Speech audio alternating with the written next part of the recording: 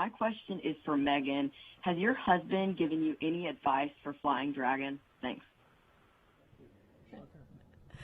So my husband, as you know, also flew the Crew Dragon last year as part of the demonstration mission and happened to be in the same seat that I'll be in.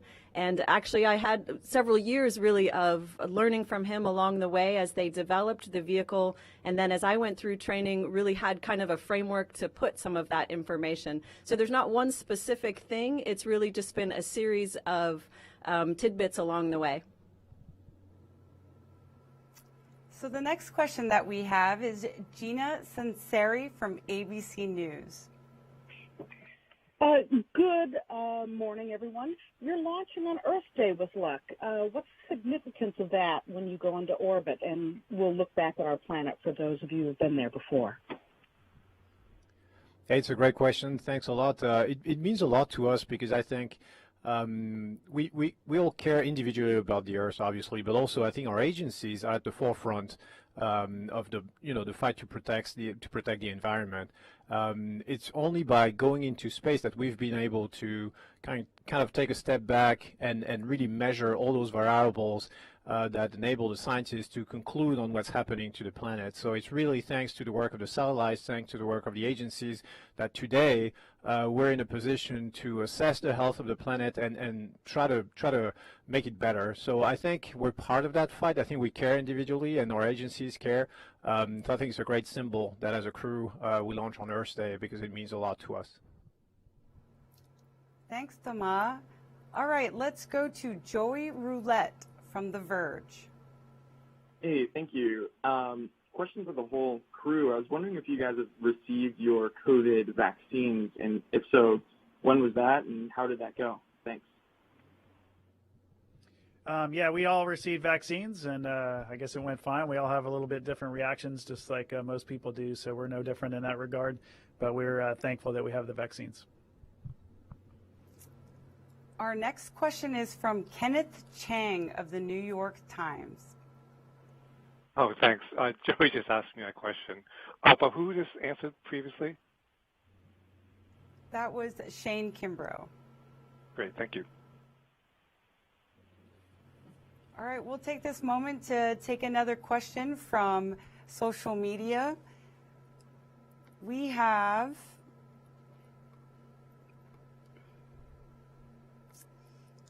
let's see here.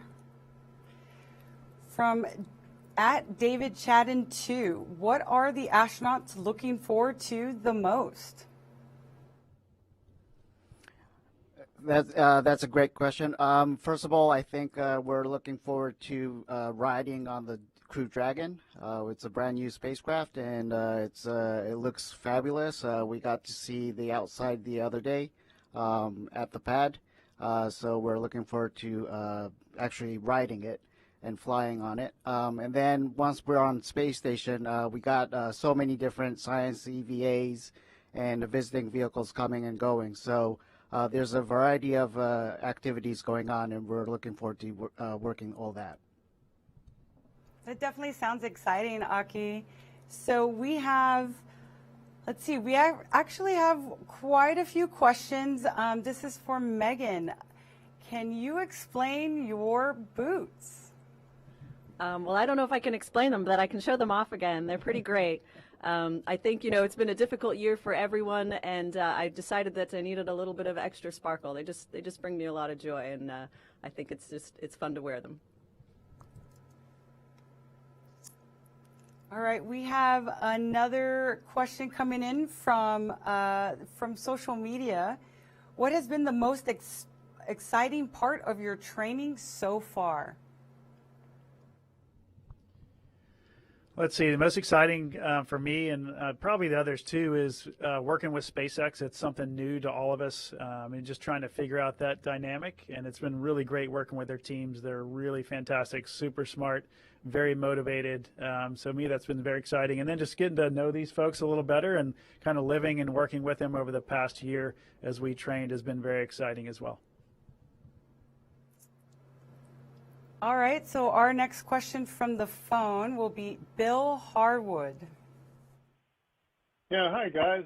This is a question for Megan. You have a zero-G toy on board this flight for your son, and has he said anything about having two parents who fly in space occasionally? Thanks. Thanks, Bill. Our crew will have a zero-G indicator that we chose together. We have a couple of sons, several sons, and a couple of daughters that belong to this mission. So our families have chosen a zero-G indicator that you'll see once we reach zero-G.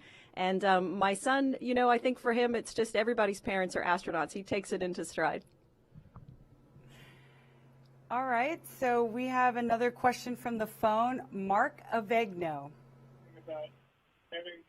Hi, thank you very much for taking my question. How has the training process specifically for Dragon missions been refined as a result of lessons learned from the previous two missions? And have the crews in Demo 2 and Crew 1 given y'all any advice other than the launch sounds already mentioned by Megan? Yeah, I'll start it off and other folks can jump in. We're really the first crew, even though two crews have gone before us. We're the first ones that have gone through what they hope to be kind of the templated flow for future crews. So a little less than a year of training, where the crews in front of us had several years of training. And so instead of it being more developmental, it's more operational now. And so they tried to fit within a year all of the SpaceX training along with the International Space Station training and our trips overseas that go along with that. Tried to crunch it all in, and I think it's a pretty decent place now. It'll just continue to get refined as we go on with future missions. Thank you, Shane, for that. So we have a couple questions coming in from social media. This one is from @Liam Perry. Do you have anything to say to the next generation of astronauts? Yeah, so first of all, there's a couple national selections going on there. I know there's one in Europe. Japan is going to have one soon. There's one in the U.S. happening as we speak. So it's good. I mean, we're excited. We would like to see new people coming in, fresh faces. We have a lot of flights, on the books for the years to come. We have the space station that's going to be around for a lot more time, and then we have the next phase. We're going forward to the moon as an international corporation, so we'll need a new generation of astronauts for this. So my first advice, really, and probably the most important, is just apply. Don't censor yourself. So the most selective phase of the selection is probably where or not you're going to apply, because then after this you have one chance in 10,000 maybe, but only one person in a million is going to apply. So that's actually the most selective part. So just do it, go out there, do your best, and you never know. You might be sitting in those chairs one day. I was always hoping I was in one of those chairs. Let's see, we have one more from social media. What scientific experiments will you be conducting? So we have a lot of different experiments in various fields, but one thing that I'm looking forward to is testing out some equipment for, like Tomas said, for the moon, Gateway or Artemis programs. So like water recycling and other Eclipse systems. That's something that we're looking forward to. Okay, we'll take another question from the phone line. This is from Amy Thompson of space.com. Hi there. Thanks for taking my question. So I believe yesterday afternoon you guys got to see your rocket on the pad, so I was just kind of wondering, what was that like? How exciting was it? That sort of thing. Thank you. Well, as we were pulling up to it, we were giggling. I think we were all just like, we can't believe that's our rocket and that's our spacecraft right there. It was not in the vertical position. It was kind of halfway when we pulled up to the pad, and so that was really neat to see it go from there all the way to the vertical position and then see the crew arms swing out. It was pretty special. Little did we know, shortly after that, we were allowed to go up to the 255-foot level and then climb a few more stairs to get to the level that we're going to walk out on Thursday. So that was really special to be that close, see our spacecraft, and think of all the amazing people that made it happen. Okay, another social media question. So this is from @Jacqueline Irving. For Crew 2 astronaut Pesquet, what would you like to say to aspiring astronauts from Europe, and what does Crew 2 mean to ESA? I think it means a lot, for ESA as an agency because we've been part of the ISS program for 20 years now, and we intend to be part of what's coming next. And I think this commitment to human spaceflight that we're making with the ISS program, this commitment that we've made with the Artemis program, just says a lot about how Europe wants to be part of the next step. Europe wants to be a reliable partner together with Japan, the U.S., Russia, Canada, for what's going to happen in the future. So I think if you're an aspiring astronaut today, like I said, there's a selection coming up, and if you're too young, then try to think of it. Try to think what's gonna give you the best chances. Pick a career, into science, math, engineering. That's still the best path, but you can also be a pilot. You can be a medical doctor. There's a lot of different paths that are going to lead you to being an astronaut. So I think the future is bright for human spaceflight in general. I think the present is the golden age of human spaceflight. There's never been that much time spent on orbit, that many different vehicles flying to space or about to fly to space, and I think the future is even brighter. So I would say put all the chances on your side, and it'll be good. Thanks, Thomas. So we have one for Aki.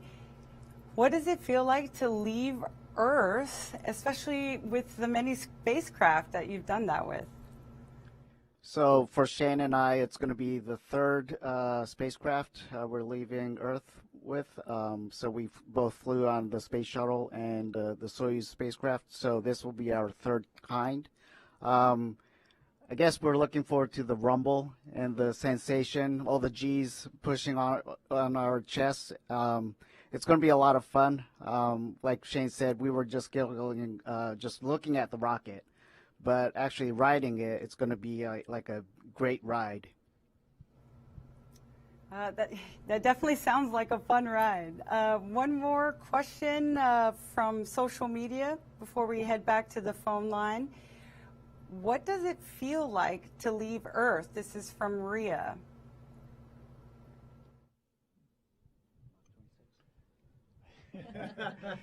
Megan will answer too on this one. It really feels amazing. And a slogan that you probably heard a lot is we go off the Earth for the Earth, and I always think about that because leaving the Earth it's an incredible sensation, first of all, but when we get up there, we're doing some really incredible work for everybody here on Earth. So it's really special to be a part of something that's that big, and it's very humbling to be a part of something like that that's going to help people and all humanity. So the sensation's great. When we get to the space station, we know we're going to be doing incredible things for all the people around the world. So that's really exciting for me. Okay, so the next question from the phone line is from Joey Roulette from The Verge. Hey, thanks for taking my question again. Question for Akihiko and Thomas. ESA and JAXA are obviously big partners in the Artemis program. And I was wondering, will anything you two plan to do on this mission inform your own agency's roles in that program? And for each of you, do you ever expect to actually fly to the moon under that program? Thanks. First of all, I hope we can fly together to the moon, but we'll see about that. But we have so many things on our plate. We don't know where to start. But every single activity, every single experiment, every single operation, it leads to the Artemis and Gateway program. So we hope to accomplish our missions and just pave the way to Artemis and Gateway. And yes, thanks for the question. I like those questions because it's always a good opportunity to assign a key and to assign myself to fly to the moon. So thanks for that. But yeah, no, we have lots of experiments. I mean, two in particular that I can think of. They deal with some future scenarios of exploration where we'll have astronauts around Mars or the moon operating remotely rovers on the surface. So we have two of those experiments from ESA, at least on board the space station, that we're going to carry out to see how that plays out and how this from a control environment in the ISS could be applied to future scenarios of operation. So yeah, 50% of the experiments, or maybe not that much, but a high percentage of the experiments actually have exploration in mind. So we're fully geared and fully committed to the next phase of human spaceflight. Okay, coming up, we have Martin Avegno. Hi, thank you for taking my question again. I would like, this is for Aki and Thomas, are the two of you allowed to bring any of your native cuisine along with you for this expedition, or are you stuck with the regular ISS menu? So I think some of the French cheese is actually not legal on the ISS, probably. But no, other than that, there's always, especially for ESA, every time an ESA astronaut who's flying, he takes along some food from his native country. So of course, I'm no exception. Had some national pressure to bring some good stuff, and also from my crewmates, they were like, "Okay, we're flying with a Frenchman; it better be good." So no, we've had some special dishes developed just for the mission, specifically for that. There's 6 of them. I don't want to spoil the surprise too much, but it's like 2 complete meals. I hope to have enough to share on some special occasions. But yeah, there's definitely be some really good food, and I know there's some Japanese food as well. Yeah, unfortunately, we don't have any sushi, but we do have some new Japanese food as well. Last time I flew, we had a bunch, but there's more newer food. So looking forward to that and sharing it with my crewmates. Especially if you get that sushi, right? Okay, so the next question that we have from social media. So this year marks the 60th anniversary of Gagarin's flight. So for Thomas and Shane, you flew from Baikonur, now from Kennedy Space Center. What are the main differences between a Russian lead flight and an American one? There's a few differences. But, you know, flying anywhere is amazing. And the experience we had in Baikonur and going through the Russian training was absolutely fantastic. The training flow was much longer, about 2 to 2.5 years. So that's one major difference. And like I mentioned earlier, ours has been about a year, just under a year. You know, for me, having flown out of Kennedy before, it's always great coming back here. I'm really thrilled to be launching off of U.S. soil again, which is fantastic. It'll be Thomas' first experience for that, so we're looking forward to seeing his excitement on launch day for sure. But there's so many differences, but there are a lot of similarities too, right? We have the amazing teams in the Baikonur and the Russian side that were getting the vehicle ready, that were training us, and we have the same thing here with SpaceX and NASA and the international partners. So, you know, human spaceflight kind of brings a lot of things together, and it's amazing to see what all these different organizations can do when you have a common goal. And I'll completely second what Shane just said. I think first of all, I think it's fantastic to have those two, you know, means of access to the ISS right now. We need both. We need an east road and a west road because, you know, whatever happens to one of these, then we still have the other one open. And that just brings us that versatility and that reliability that we need in the ISS program. So it's just fantastic to have this available today. And yeah, there's lots of differences, lots of similarities. The good thing is, on the Soyuz side, they've been launching Soyuzes from Baikonur for so long that, you know, all the traditions are in place. It's very traditional. You know exactly how things are going to happen. Here at the Cape, it's all brand new. So even though there's some heritage from previous vehicles on the U.S. side, we still get to create some new traditions, which is really cool. One of them is, since we're flying reused boosters, they're kind of darkened by their previous reentry, so we were lucky enough to kind of sorry, I didn't say that, to draw our initials in the suit on the side of the booster. I don't know if this is going to stick, but I've found it really cool.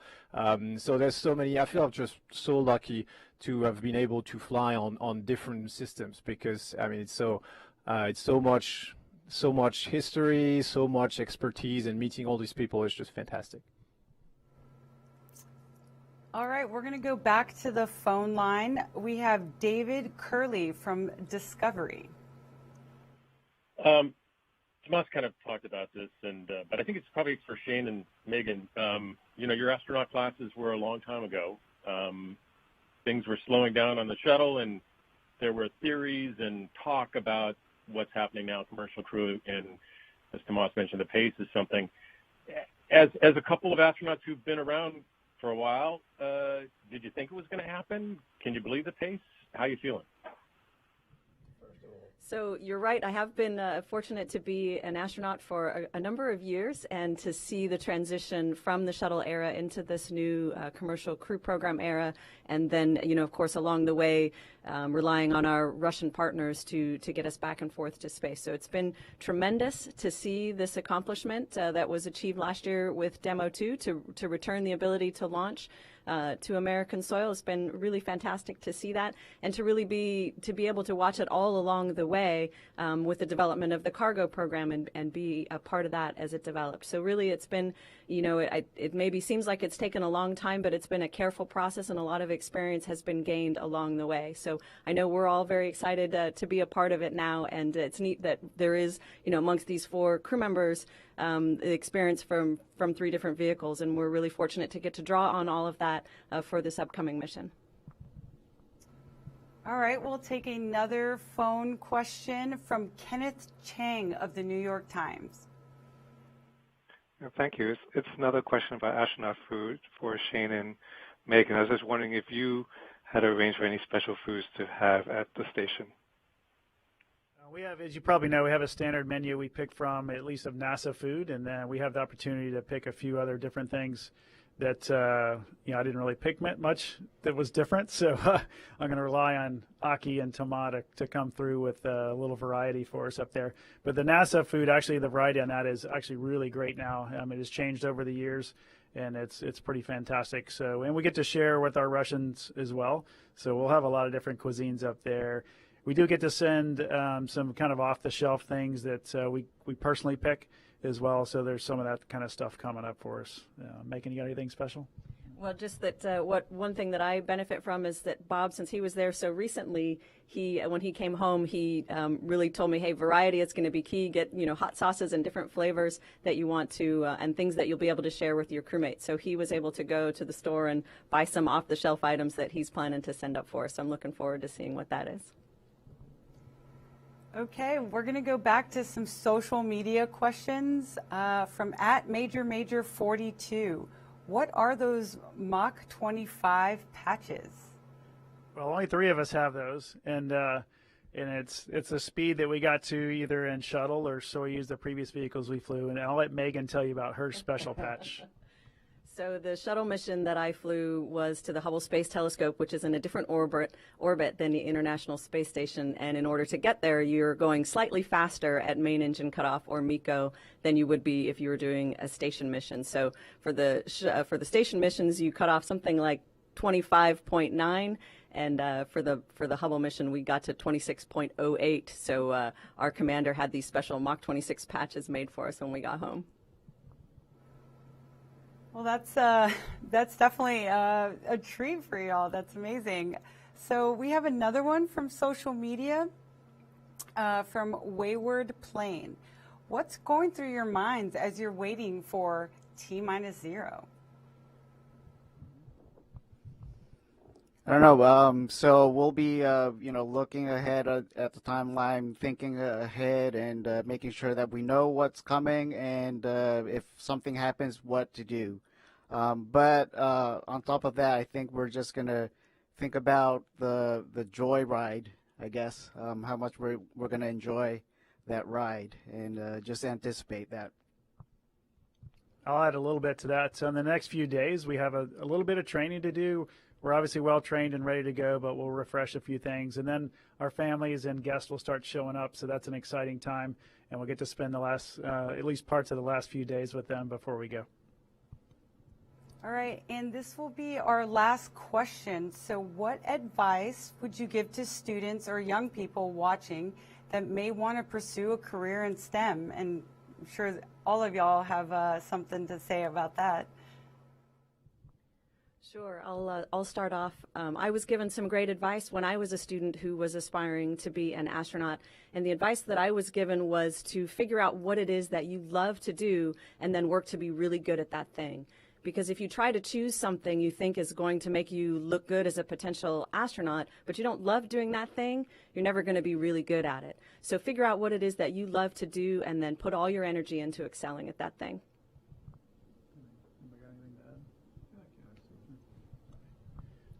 And one thing that I usually tell students is that now, I mean, everything is possible, right? Everything is possible. We live in a world at a time in societies where pretty much everything is possible, but nothing is easy, and it's very difficult to be confused between the two. It's not because it's possible to become an astronaut that it's easy, but it's the same with everything. It's completely okay to struggle. It's completely okay to have to work hard. I mean, we all had to work hard to become astronauts or engineers or scientists or pilots. It never came easy. At least it didn't come easy to me.